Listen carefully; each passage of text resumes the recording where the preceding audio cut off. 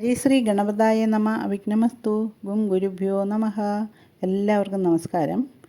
വിവാഹ സംബന്ധമായ വിഷയങ്ങൾ അവതരിപ്പിക്കുന്നതിൽ ഭാര്യയുടെ ജാതി, നിറം, സ്വഭാവാദി ഗുണങ്ങൾ ജ്യോതിഷത്തിൽ ഗ്രഹനില പ്രകാരം എങ്ങനെ നിർണ്ണയിക്കാം എന്ന് ചിന്തിക്കാം. ഇവയെപ്പറ്റി ജ്യോത്സ്യന്മാർ ചോദ്യങ്ങളെ അഭിമുഖീകരിക്കാറുമുണ്ട്. പ്രശ്നമാർഗാചാര്യൻ പ്രശ്നമാർഗം 20-ാം അധ്യായത്തിൽ 20-ാം ശ്ലോകം തുടങ്ങി ഈ വക ചിന്തകൾ കൊണ്ടുവരുന്നു. സുരാസുരേഭ്യോ വനിതാം സവർണാം ന്യൂനാം പരേ കുര്യോരനംഗസംസ്ഥ എന്ന് പറയുന്നതിലൂടെ 7-ാം ഭാവത്തിൽ നിൽക്കുന്ന വ്യാഴശുക്രന്മാർ സ്വന്തം ജാതിയിലുള്ള ഭാര്യയെയും മറ്റ് ഗ്രഹങ്ങൾ നീചജാതിയിൽപ്പെട്ട ഭാര്യയെയും നൽകുന്നു എന്ന് വരുന്നു. അതായത് ഇവിടെ പ്രശ്നമാർഗാചാര്യൻ ജാതി ചിന്ത പറയുന്നത് ഇന്ന് നിലനിൽക്കുന്ന ജാതി വ്യവസ്ഥയിലല്ല എന്ന് മനസ്സിലാക്കണം. ആചാര്യം പരിഗണിക്കുന്നത് ആത്മീയമായും ശാരീരികമായും സാംസ്കാരികമായും മറ്റും അനുകൂലമുള്ള ഒരു ജാതിയായി കണക്കാക്കുകയാണ് ചെയ്യുന്നത്. അപ്പോൾ നമുക്ക് മനസ്സിലായി ഈ ശ്ലോകത്തിൽ ശുഭഗ്രഹങ്ങളാണ് സ്വന്തം ജാതിയിലുള്ള ഭാര്യയെയും മറ്റ് ഗ്രഹങ്ങൾ നീചജാതിയിൽപ്പെട്ട ഭാര്യയെയും നൽകുന്നതെന്ന്. അപ്പോൾ അങ്ങനെ വെക്കുമ്പോൾ നമുക്ക് ജാതി എത്തരമെന്ന അർത്ഥത്തിൽ വിവിധ തരങ്ങളായ ഗ്രഹങ്ങളുടെ സ്വരൂപത്തിനനുസരിച്ച് വേണം നമ്മൾ ചിന്തിക്കാൻ. അപ്പോൾ സ്വന്തം സമുദായത്തിൽ നിന്നോ മതത്തിൽ നിന്നോ വ്യത്യസ്തമായി വിവാഹം ചെയ്യുന്ന ചില യോഗങ്ങളെപ്പറ്റി പറയാം. 8-ാം ഭാവാധിപനും 8-ാം ഭാവത്തിനും രാഹു, കേതു, കുജൻ, ശനി എന്നിവരുടെ യോഗദൃഷ്ട്യാദികൾ ഉണ്ടായാൽ സമൂഹം അംഗീകരിക്കാത്ത വിവാഹം ഉണ്ടാകും. അതുപോലെ തന്നെ 7-ാം ഭാവത്തിൽ പാവന്മാർ നിൽക്കുമ്പോൾ ശുക്രനും രാഹുയോഗം വന്നാലും അന്യമതത്തിൽ നിന്ന് വിവാഹം ഉണ്ടാകും. നവാംശചക്രത്തിലെ ലഗ്നത്തിൽ നിന്നോ ചന്ദ്രനിൽ നിന്നോ 8-ൽ രാഹു, കേതു, ശനി, കുജൻ എന്നിവരുടെ സ്ഥിതി ഉണ്ടെങ്കിൽ അന്യജാതിയിൽ നിന്ന് വിവാഹം ഉണ്ടായേക്കാം എന്ന് പറയുന്നു.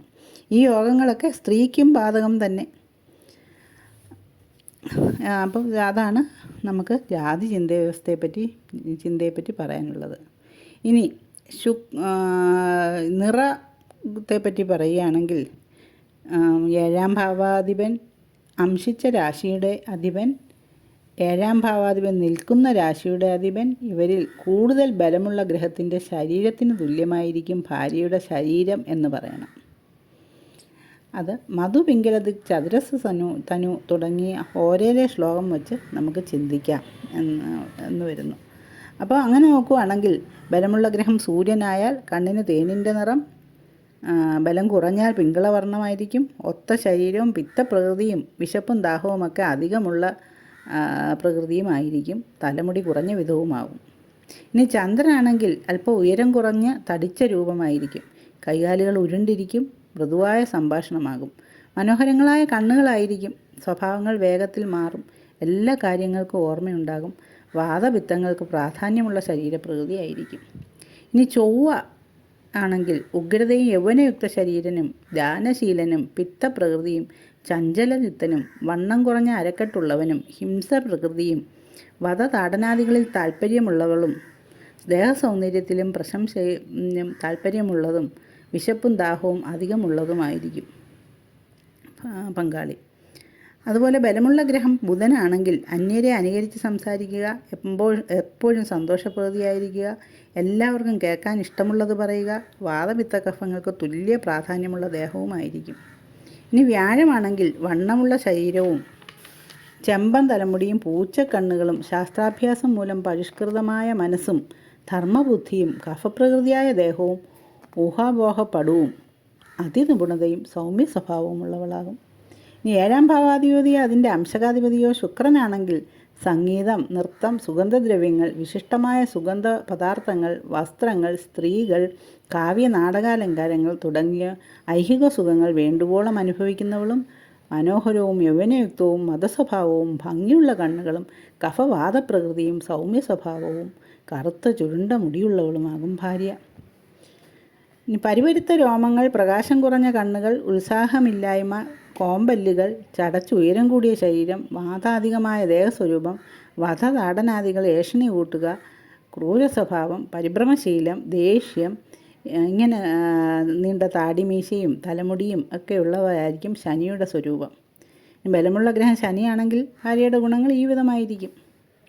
ഇങ്ങനെ രൂപസ്വഭാവാദികൾ ലഗ്നാധിപതി ലഗ്ന നവാംശാധിപതി ചന്ദ്രൻ, ചന്ദ്രൻ്റെ നവാംശാധിപതി ഇവയിൽ ഏറ്റവും ബലമുള്ളതിനെ കൊണ്ട് ജാതൻ്റെ രൂപസ്വഭാവവും, ഏഴാം ഭാവാധിപൻ്റെ അംശകാധിപതി എന്നിവയിൽ ബലമുള്ളതിനെ കൊണ്ട് ഭാര്യയുടെ രൂപസ്വഭാവവും ചിന്തിക്കണം.